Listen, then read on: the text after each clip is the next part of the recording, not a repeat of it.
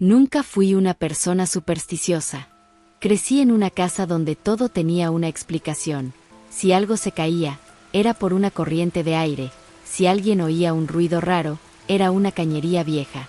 Mi madre decía que creer en fantasmas era una forma elegante de no hacerse cargo de los miedos propios, y yo le creí durante años. Por eso, cuando nos mudamos a esa casa en Caballito, jamás se me cruzó por la cabeza que algo pudiera estar mal ahí dentro. Éramos 3 hermanos. Sofía, la menor, siempre había sido la práctica y charlatana. Tomás, el del medio, era desordenado y le gustaba salir. Y yo era la mayor. Trabajaba desde casa, necesitaba rutinas, silencios largos, cosas previsibles. Después de una separación que no había terminado del todo bien, volver a convivir con ellos me había parecido una buena idea. La casa era una típica casa chorizo, larga, con habitaciones encadenadas una detrás de otra y un pasillo que parecía no terminar nunca, techos altos y puertas de madera pesada. El fondo tenía un pequeño jardín con una higuera vieja y un galpón que Sofía ya había decidido convertir en taller. El alquiler era ridículamente bajo para la zona. Claro que no preguntamos el motivo, solo lo aceptamos. Los primeros días fueron exactamente lo que esperábamos. Caos de mudanza, cajas apiladas, discusiones menores por quién se quedaba con qué cuarto. Yo elegí el del medio, el más oscuro, porque tenía una biblioteca empotrada que me venía perfecta para trabajar. Pasaba horas ahí sentada, con la notebook apoyada sobre un escritorio antiguo que había pertenecido a los antiguos dueños. Mi rutina se armó rápido. Me levantaba temprano, preparaba el desayuno para todos, abría las ventanas del living para que entrara aire y después me encerraba a trabajar.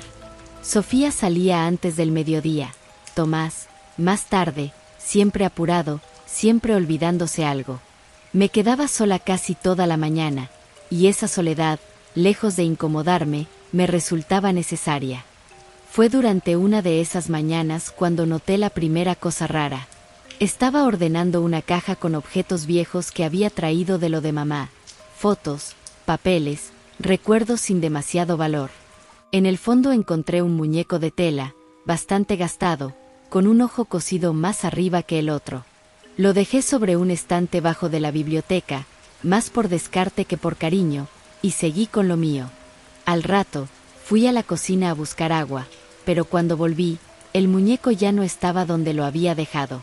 Estaba sentado en la silla del escritorio, apoyado contra el respaldo, como si alguien lo hubiera acomodado ahí. Me quedé mirándolo unos segundos, con una sensación extraña, más cercana a la incomodidad que al miedo. Pensé automáticamente en Tomás. Tenía ese tipo de humor.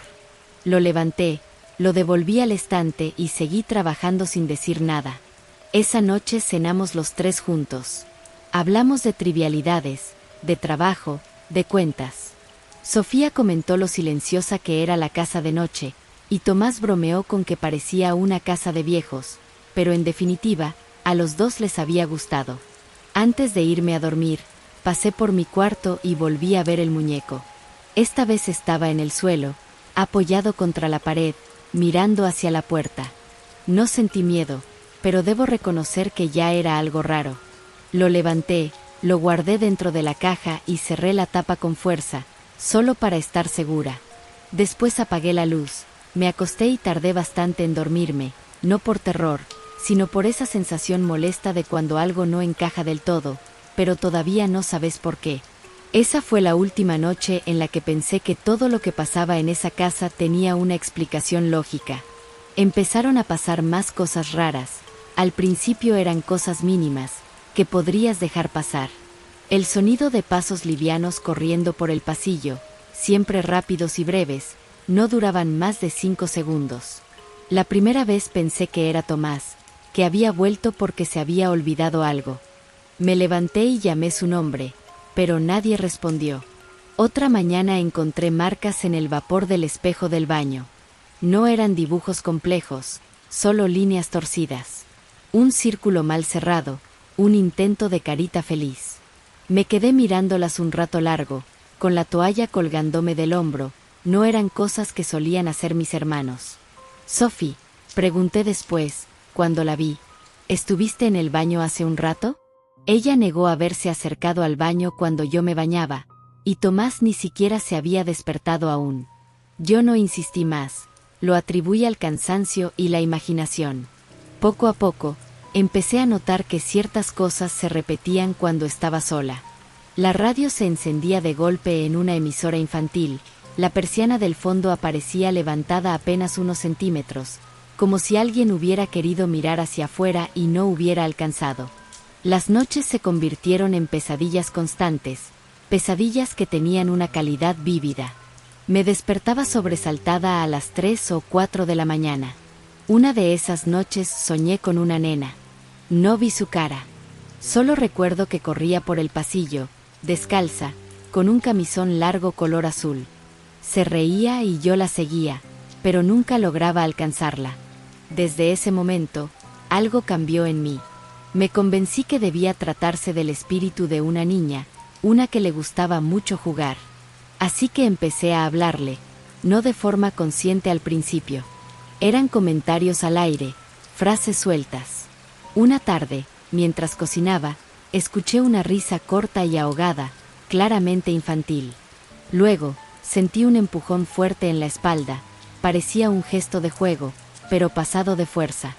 Se me cayó la cuchara al piso del susto, y fue luego de gritar el nombre de mis hermanos, que me di cuenta de que ellos habían salido hace rato.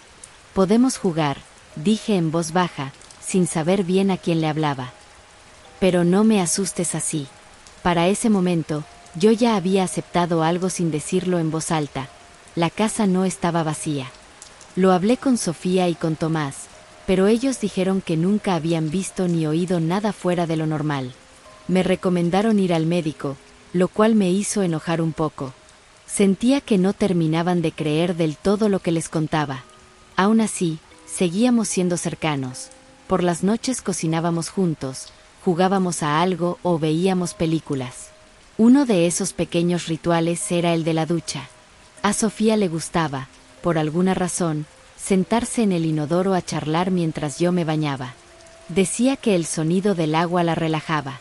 El baño era espacioso, con una ventana alta que daba al jardín trasero y una ducha de obra con una mampara de vidrio esmerilado, que dejaba ver sombras amplias y densas. Una tarde, mientras el agua caliente caía sobre mis hombros, la escuché entrar. No dijo nada, lo cual era raro. El silencio se llenó con el sonido del agua y mis propios pensamientos. De repente, a través del vidrio esmerilado de la ducha, vi su silueta acercarse. «Sofía, ¿estás ahí?», pregunté, sin siquiera asomarme. «Sí», respondió su voz. Sonaba rara, un poco más aguda, como forzada. Pero lo dejé pasar porque recordé que estaba resfriada al igual que yo. La vi sentarse sobre la tapa del inodoro a través de la cortina. La silueta era idéntica a ella. «¿Te sentís mejor?», me preguntó ella. «Más o menos», respondí. «Creo que me estoy enfermando». «Yo también», dijo. Hubo una pausa más larga de lo común. En un momento creí que se había ido, hasta que la volví a escuchar. «Parece que el agua está caliente», agregó, y su voz sonó aún más rara. «¿Puedo tocar?». Yo le dije que sí, sin pensar demasiado. De pronto, sentí como ella se inclinaba hacia adelante. La silueta se deformó un poco cuando se arrimó a la cortina. Entonces vi una mano avanzar por debajo de la cortina, pero no era la mano de Sofía. Era larga y pálida. Los dedos eran gruesos y las uñas estaban comidas hasta la carne. La piel estaba sucia y llena de cicatrices pequeñas. Cuando esa mano tocó el agua solté un grito animal, que rebotó en las paredes del baño. Me resbalé tratando de salir de la bañera, y corrí la cortina de golpe. El inodoro estaba vacío. Pero entonces, una risa de nena, clara y desbordada de alegría, llenó el baño durante apenas 2 segundos, y después se cortó en seco. La puerta se abrió de golpe. Sofía entró corriendo, seguida por Tomás. «¿Qué te pasa?», preguntó, agarrándome por los hombros. Yo temblaba. No podía dejar de mirar el piso, esperando volver a ver esa mano. Les conté lo que pasó, y Sofía me miró con el entrecejo fruncido, pálida. Mis hermanos entonces se expresaron, diciendo que yo había cambiado, que estaba cada vez peor, y que tenía que hacerme ver. Ahí empezó el calvario médico. Primero el clínico, luego el neurólogo. Finalmente, tras varias sesiones donde describía las pesadillas, las visiones y la sensación de ser observada, el diagnóstico cayó como un veredicto: esquizofrenia de inicio agudo, con alucinaciones visuales y olfativas. Me recetaron antipsicóticos, ansiolíticos y pastillas para dormir. Una parte de mí, la parte lógica, sintió un alivio tremendo. Lo que me pasaba tenía un nombre, tenía una explicación. No era un demonio, era una enfermedad.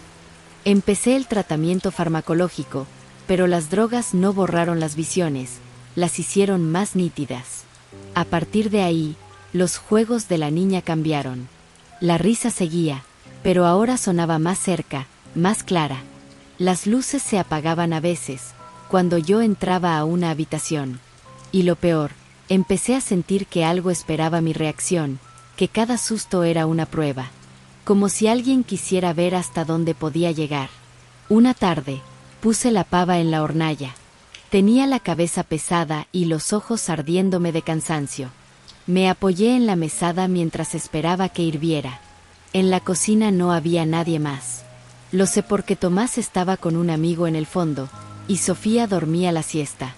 Entonces escuché pasos, livianos y rápidos. Y luego, la pava se volcó en un movimiento brusco, como si alguien la hubiera golpeado, y el agua casi hervida me cayó sobre la muñeca y el antebrazo. El dolor fue inmediato y brutal. Sentí que me estaban arrancando la piel. Grité, solté todo. El metal golpeó el piso con un estruendo seco y mojó el piso. Y entonces la escuché a la niña, riendo feliz, demasiado feliz. Le grité que se detuviera, casi llorando, tratando de enfriar la quemadura bajo la canilla. La risa siguió unos segundos más y desapareció. Cuando vinieron corriendo mis hermanos, yo estaba temblando, con el brazo rojo y ampollado. Esa noche lloré en silencio, sentada en la cama, con el brazo vendado y el miedo apretándome el pecho. Ya no era una confusión, ya no era cansancio. Ya no podía explicarlo de ninguna forma que no fuera monstruosa. Algo quería hacerme daño, y lo estaba logrando. Al día siguiente fui a la iglesia. Entré sin saber qué buscaba exactamente, pues no creía encontrar respuestas, sino más bien algún tipo de consuelo. Pero no fue así. El lugar estaba fresco, oscuro y con olor a madera vieja. Me senté en uno de los primeros bancos y esperé a que el padre terminara de hablar con otra mujer. Cuando me tocó acercarme, le expliqué lo que me estaba pasando, que la entidad parecía ser una niña, que imitaba la voz de Sofía, que se comportaba como una criatura juguetona y cruel al mismo tiempo. Cuando terminé, el padre permaneció en silencio un largo rato, tan largo que pensé que no iba a decir nada. Por lo que usted me cuenta, dijo al fin, eso no es una niña. Sentí un frío seco recorrerme la espalda. Las entidades no siempre se muestran como lo que son, continuó él. Se presentan de la forma que más confianza genera. Una niña enferma, una voz familiar. Algo que parezca inofensivo. Lo miré, sin respirar. Eso que usted ve podría ser un demonio, dijo, sin dramatismo. Uno que aprendió a imitar. Me explicó que hay presencias que se alimentan del miedo, del desgaste, de la atención. Que, cuando ya cobraron demasiada fuerza, expulsarlas de la casa es casi imposible. Entonces entendí que teníamos que irnos lo antes posible, antes de que pase a algo peor.